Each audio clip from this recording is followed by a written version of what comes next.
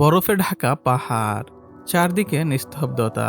হঠাৎ দূর থেকে ভেসে আসে এক দীর্ঘ, শরীর কাঁপিয়ে দেওয়া ডাক। এটা কোনো সাধারণ প্রাণীর ডাক নয়, এটা হলো পৃথিবীর অন্যতম বুদ্ধিমান শিকারী গ্রে ওল্ফ।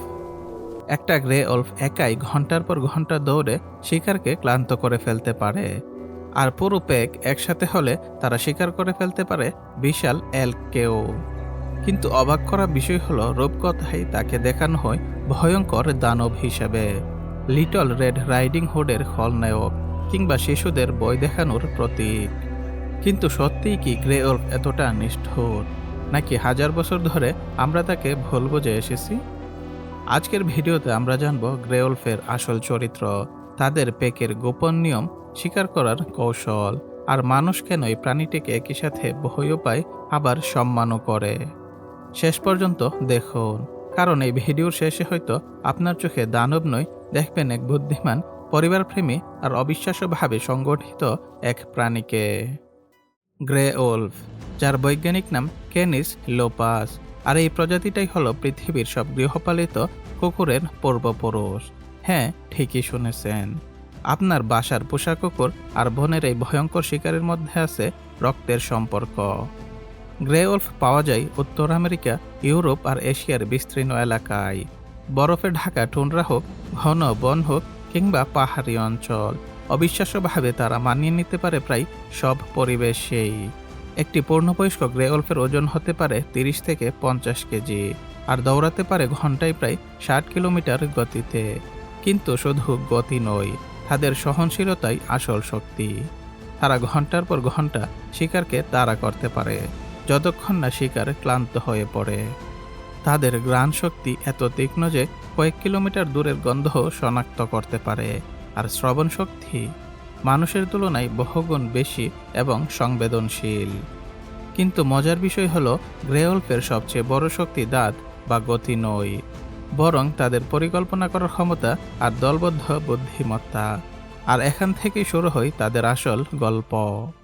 আমরা ছোটবেলা থেকেই শুনে এসেছি, ওল্ফদের মধ্যে থাকে আলফা, বেটা, ওমেগা, মানে একটা ভয়ঙ্কর নেতা আর বাকিরা তার অধীনস্থ সৈনিক। কিন্তু বাস্তবতাটা একটু ভিন্ন।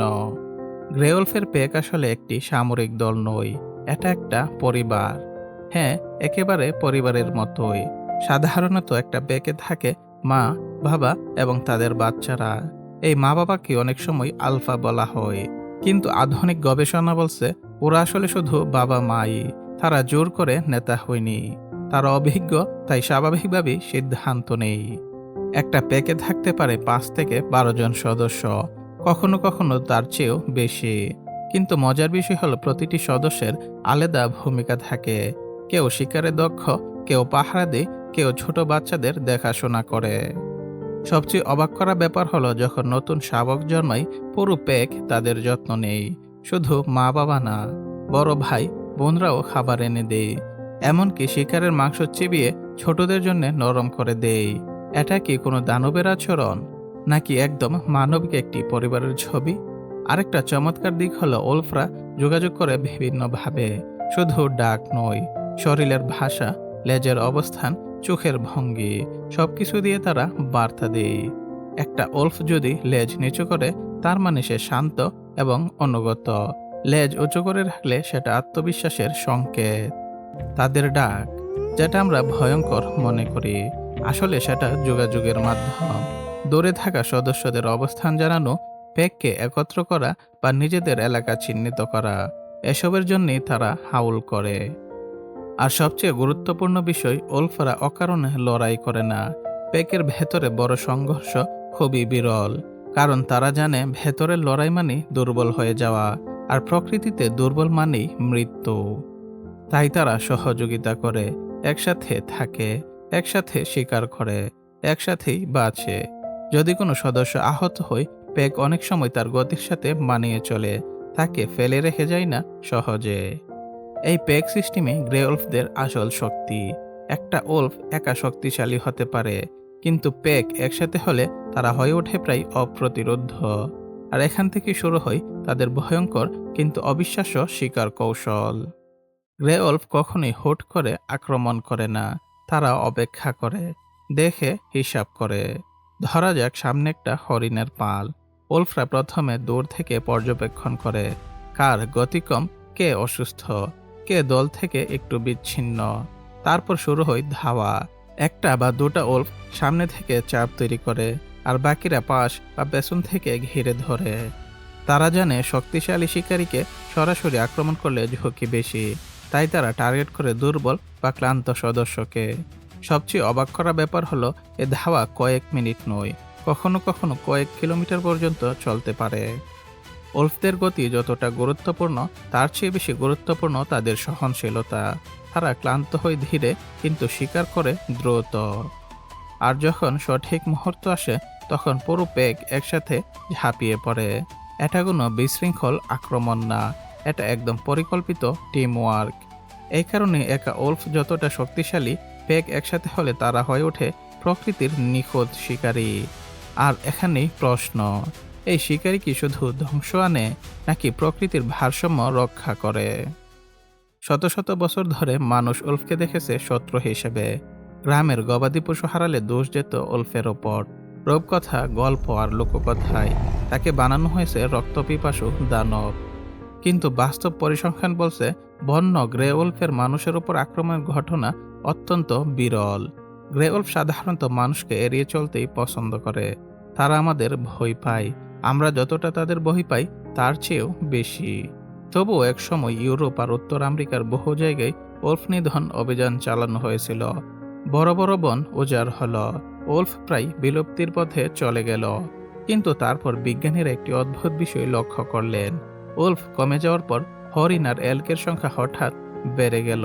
তারা অতিরিক্ত গাছপালা খেতে শুরু করলো, বনের ভারসাম্য নষ্ট হতে লাগলো। তখনই বদলাতে শুরু করলো মানুষের ভাবনা।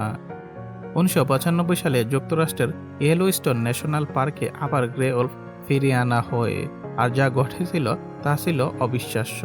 ওলফ ফিরে আসার পর এল্কের সংখ্যা নিয়ন্ত্রণে এলো, ফলে তারা অতিরিক্ত গাছপালা খেতে পারল না। বনের ছোট গাছ, ঝোপঝাড় আবার বেড়ে উঠতে শুরু করলো। ঝোপঝাড় বাড়ার কারণে পাখিরা ফিরে আসলো, বনের কাঠামো বদলাতে শুরু করলো, নদীর ধারা পর্যন্ত স্থিতিশীল হলো। এই ঘটনাকে বলা হয় ট্রাফিক ক্যাসকেড, মানে খাদ্য শৃঙ্খলার এক স্তরের পরিবর্তন পুরো ইকোসিস্টেমই বদলে দিতে পারে। একটি প্রাণী যাকে আমরা শুধু শিকারী ভাবতাম, সে আসলে ছিল পুরো পরিবেশের রক্ষক।